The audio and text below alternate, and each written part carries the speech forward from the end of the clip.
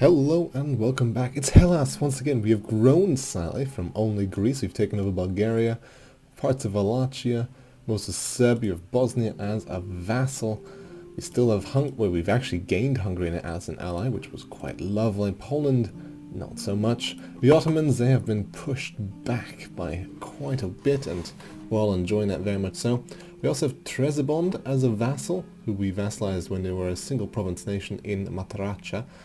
Why they were so, mostly just random conquest. We have also vassalized Theodora, who's actually two provinces, which I didn't realize until much later. It was rather strange.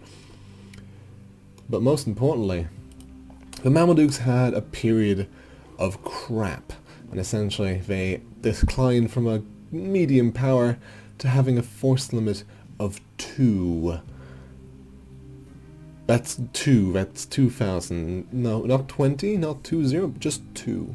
So yeah, we invaded. We took Crete first from the Venetians, which is where we managed to take parts of, well, they've managed to take their last few holdings.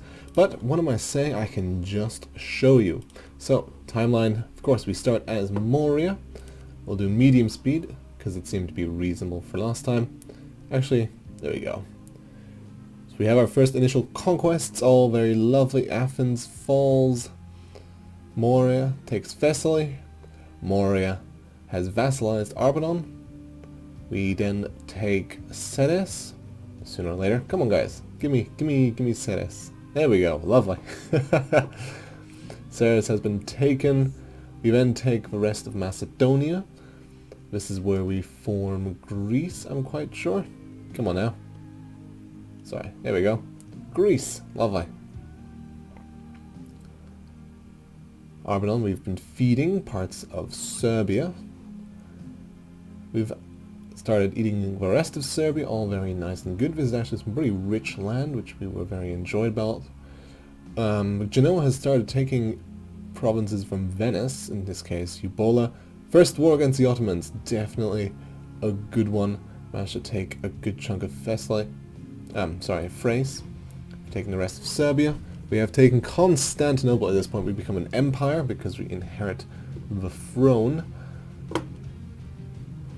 At this point the Ottomans are still reeling from our attacks. We've started taking Dalmatia. This was our war against Venice. We managed to end their trading in the area of Greece. At this point we vassalized Theodora, we vassalized Trebizond, and soon we will be attacking up here. We've also done our second war against the Ottomans. We have fought the Mamluks, we have taken Tripoli, we have taken Circassia, and I think we're about to reach the end of this. Well, no, we want more war against the Ottomans. What am I saying? We can war against the Ottomans, why not? We have a war against Tunis. Tripoli is growing nicely, and that is actually it. Lovely. So, as I was saying, we are now an empire, I'm quite sure, or was that something that happened later on? No, we are an empire. We are a feudal empire. Very nice. 7 relations. We were allied with Muscovy, but, well, I didn't feel like enjoying such a fight. Even though it was just Sweden, I think the war before was Lithuania and Poland, and then Sweden tacked on top of that, and I was just like, no way of me actually dealing with that. Cores, of course, taking ages, as is usual. We still need Corn Evlov, might as well do that. Right, guys, right indeed. Crete was actually quite important. We're actually making some pretty good money in terms of trade, just 9 ducats. You have to realize that trade and money and all that is a bit more scaled in this mod, because that's 50% of our income, and that's all our land right there. So our tax is another 10 ducats, even though we own all this land. So that's something you definitely want to take into account. England has started reconquesting parts of Scotland, so we can skip right through that. Let's see. France takes over. And how far down did they get? England tried taking Ireland. Pretty reasonable of them. France is starting to encroach more and more on England. They take Northumbria. And here, the revolts begin because they have no way of keeping down said rebels, and now England will rise once more. Quite flashy, quite nice. France starting to get eaten by Castile, who I think at this point, no, Aragon has not yet joined them, but will happen at some point. We always know such a thing. Persia is starting to form. Very nice. The hordes in this area are not exactly too strong. White Horde has definitely collapsed and will be probably cannibalizing some of that land pretty soon. Ming, still a powerhouse. They've started expanding into the steppes. Not sure how that feels. However, interestingly enough, the great powers, we do exist on that map. We are on the bottom. Ming, Jaipur, France, Bengal, Vajrayana, Joseon. So that's Joseon. I don't know how to pronounce it. Point being, Korea is in the Great Power List. Bengal is in the Great Power List. But have a look at that population. 10,682. And then, if you zoom in, you can also find out something else.